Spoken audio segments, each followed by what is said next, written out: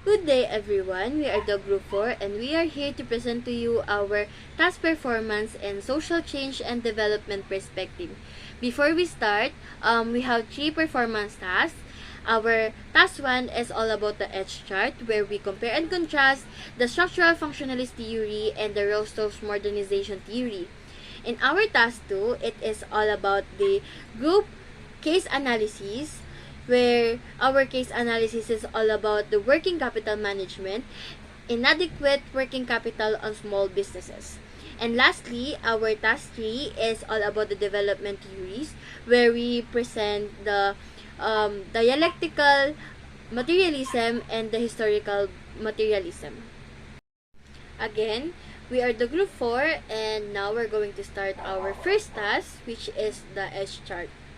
Structural functionalist theory is about how a society sees as a structure with interrelated parts kung saan daw po nakadesign ito para ma-meet ang biological and social needs ng isang individual sa isang society. And also, nakafocus din daw ito sa pag-meet ng social needs gaya ng sa government, sa education, sa family, sa healthcare, and sa marami pang iba. And also, according po kay Emil Durkheim, na kiniklaim niya po na yung interdependence among societal components imposes structures on how institution and their members behave.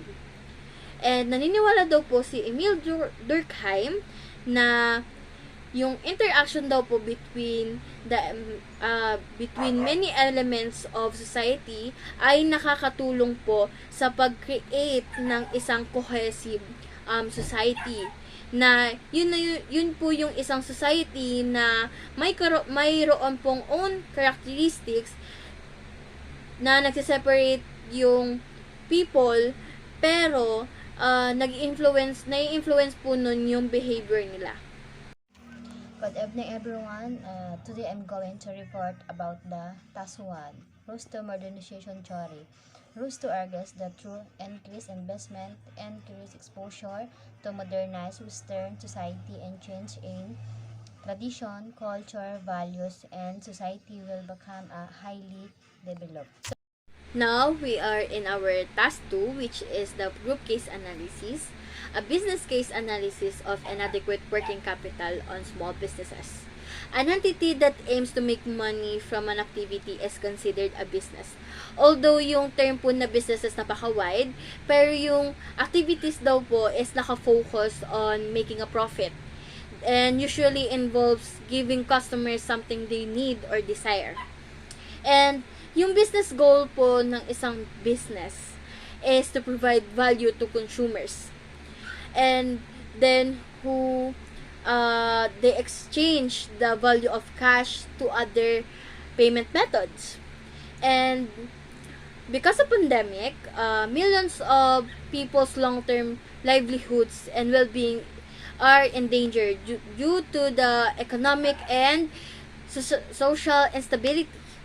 And this pandemic is adversely affecting globally supply chains, labor markets, and economies, which is causing significant economic disruption. And because of that, yung mga nakakaranas po ng mga inadequate working capital is mostly on small businesses. Since yung mga money na na-earn nila sa kanilang business is napupunta lamang sa basic living expenses and the expenditures of running the firm. Kaya po, doon na sila nakaka-experience ng inadequate working capital. In identification of problem on small businesses, insufficient of working capital to support the ongoing business operation is very alarming. And yun na po yung tinatawag nating inadequate working capital. And the gaps between real and appropriate working capital or the quantity of inadequate working capital is what we refer as this discrepancy. And they almost certainly will run out of working capital at some point and the future of their company will be impact. And doon na malalaman kung paano nila ma-handle yung situation. And small businesses owners can frequently avoid some of the regular hazards of inadequate working capital by taking use of funding choices provided by alternative finance businesses. And a business may not be prepared to handle an emergency uh, such as like damaged inventories, the replacement or repair of crucial infrastructure, and if it lacks on sufficient working capital.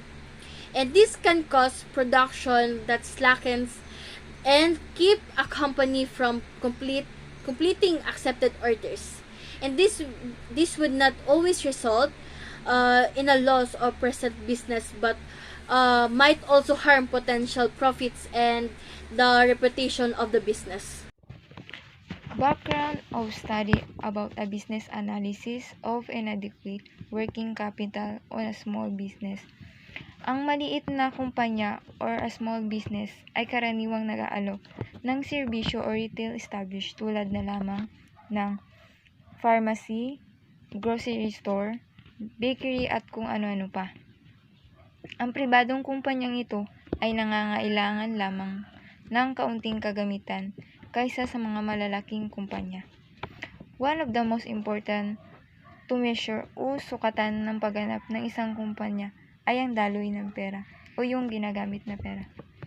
Sa paraang maganda ang daloy ng pera, mas mabilis na babayaran ng mga negosyo ang mga utang nito na nasa tamang oras at naiiwasan ang pangungutang o paghiram ng pera. Ang pamamahalan ng pera, ito ay mahalaga upang maiwasan ng isang negosyo ang makaranas ng problema patungkol sa pera o salapi. Kapag ang isang negosyo ay nagkaproblema sa pera, katulad na lamang ng kung may hinuhulugan ito ay nagkakaroon ng isyu sa cash flow at dahil dito nagiging dahilan upang makaranas na hindi sapat na kapital sa paggawa or working capital. Ayon kay Claire Boyti White 2002, kapag ang isang negosyo ay may maliit na working capital, ang isa sa mga dahilan na maaaring mangyari ay ang pagiging mababa ng kapital sa trabaho, kung saan ito ay nagpapahiwatig na ang kumpanya na walang sapat na pondo upang matugunan ang mga pangangailangang gastos. Ayon sa Bank of America, ang working capital ay may iba't ibang epekto sa operasyon ng maliit na business. Kabilang na dito ang pagbabayad sa mga vendor, empleyado, at iba pa. Ang working capital ay sa madaling sabi, ito ay ang cash o pera na nasa kamay upang bayaran ang mga kailangang bayaran. Maaaring ipakita ng working capital kung magbabayad ba o hindi ng negosyo ang lahat ng mga short-term bill nito pagdating sa mga dapat bayaran, gaya ng payroll at mga pagbabayad ng supplier. Ayon sa Prober Barijet 2022,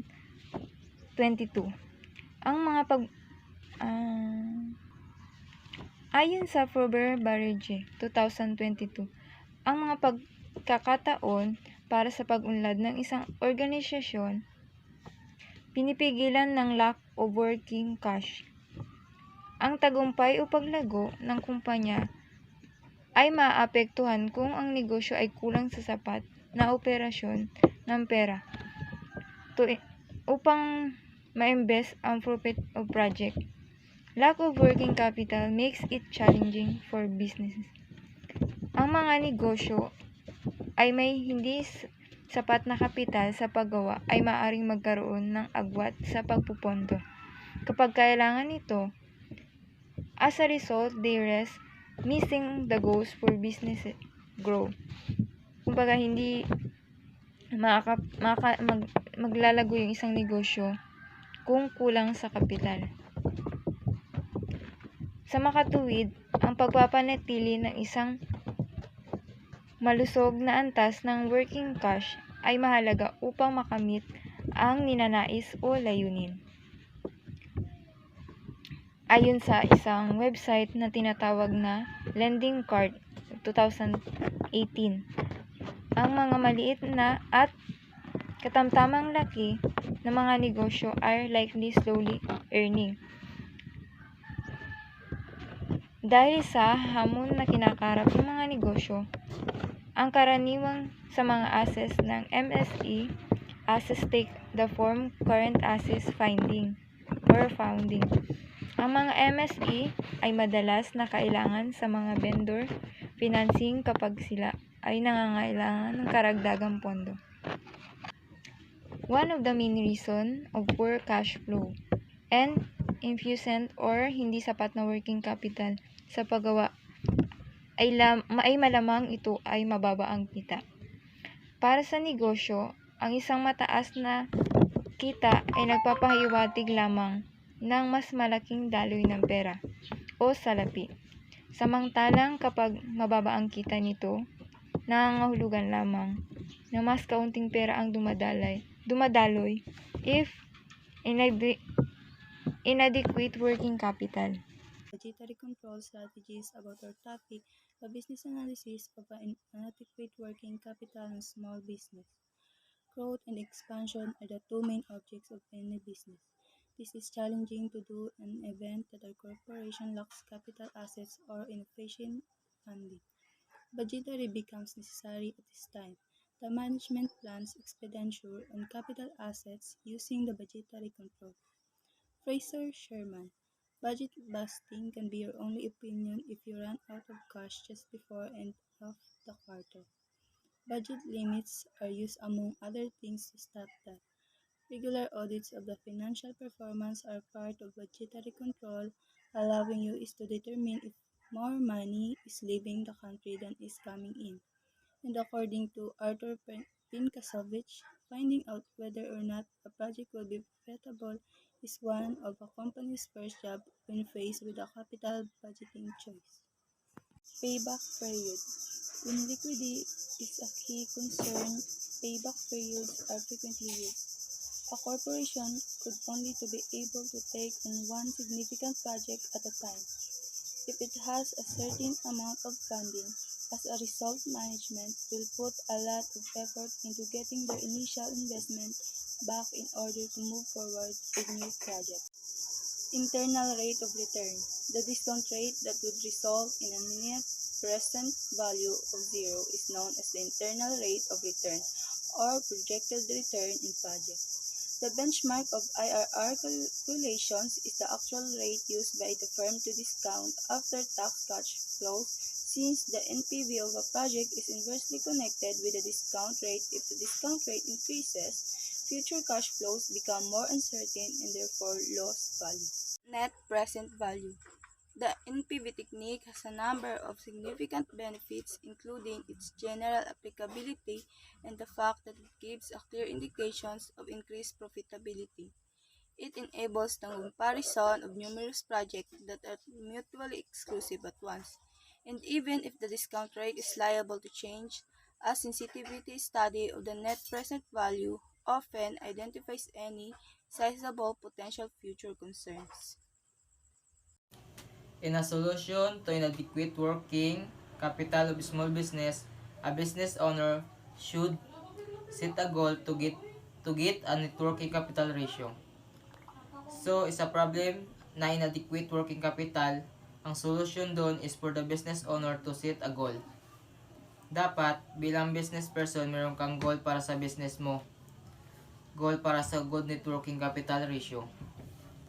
Para ma-measure mo o makalculate mo yung working ratio sa pamamagitan ng mga current assets sa liabilities. Yung business owner din dapat minus niya yung total cost ng mga investment niya from annual cash flow. It depends sa owner kung mag-invest ba siya o hindi. Para makasave ng money at di masyadong magastusan ang isang business owner, dapat hindi siya bili ng mga assets. Instead, Pinabawasan niya yung fixed assets niya to save money para maiwasan ang financial problem. And also, leasing enables a business to use an assets. It can be used to purchase commercial real estate, storage facilities, computer, equipment, automobiles, and manufacturing infrastructure, among other crucial assets needed to support corporate operation. Additional sense, the company is not left with fixed assets whose liquidation can take sometimes. It helps to lessen damage in the event of business failure. So next, task 2, conclusion. Most small businesses struggle with a common issue called a lack of money where availability of finance determines when a small business may expand in a major corporation. So sabi dito, ang maliit na business ay kadalasan nakaranas ng kakulangan sa pera. So para ang maliit na business ay lumago, ay maging matagumpay, ay kailangan magkaroon ng kakayahan i-manage ang kanilang pera sa maayos na budget. Dito ay para na rin malaman kung kumikita ba ang kanilang negosyo o hindi. Sa paraang ito ay madaling mapalago at magiging successful ang kanilang. Karl Marx was a German philosopher, economist, historian, sociologist, political theorist, journalist, critic of political economy, and socialist revolutionary. His best-known titles are the 1848 pamphlet, the Communist Manifesto, and the 4-volume Das Kapital. Dialectal materialism states historical and political events that results of the conflict of social forces and interpretable as contradictions in their solutions, and it is also more expanded in his historical materialism. Historical materialism locates historical change in the class societies and the way people work together to make their livelihood. Friedrich Engels, sometimes anglicized as Friedrich Engels, was a German philosopher, critic of political economy, historian, political theorist, and revolutionary socialist. He born on November 28, 1820 at Berlin, Germany, and died at August 5, 1895. He also known for his collaboration with Karl Marx.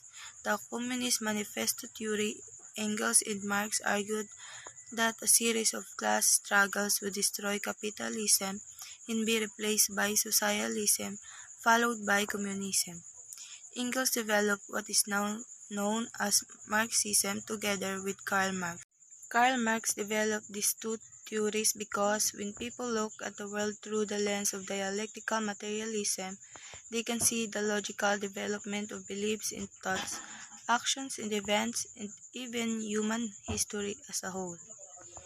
Historical materialism extends the principles of dialectical materialism to the study of society and its history. Dialectical theory, its approach to the phenomena of the nature. Its method of studying and apprehending them is dialectal, while its interpretation of the phenomena of nature, its conception of these phenomena, its theory is materialistic. So next is task 3. What is dialectical materialism? Dialectical materialism, a philosophical approach to reality derived from the writing of Karl Marx and Engels. Materialism meant that the material world perceptible to the senses has objective reality independent of mind of spirit. What is historical materialism? Historical materialism is the term used to describe Karl Marx's theory of history. It also an extension of the principle of dialectical materialism of the study of social life, society, and history. Through history, we can learn how past societies, system, dialogues, government, culture, and technologies we were built, and how they operate, and how they change. The rich history of the world helped us to paint a detailed picture of where we stand today. The difference between dialectical materialism and historical materialism. In terms of relation, yung historical materialism is extension lang siya ng mga principle ng dialectical materialism. Bali, parang dagdag na lang siya sa mga principle ng dialectical materialism. So, in terms of nature naman, historical materialism, ito more on sociological methods, while ang dialectical materialism, dinidescribe siya as more on general, abstract, and philosophy. So, all in of the conclusion between historical materialism and dialectical materialism, it's that yung historical materialism ay extension lamang ng mga principle ng dialectical materialism. Yun ang main na pagkakaiba ng dalawa.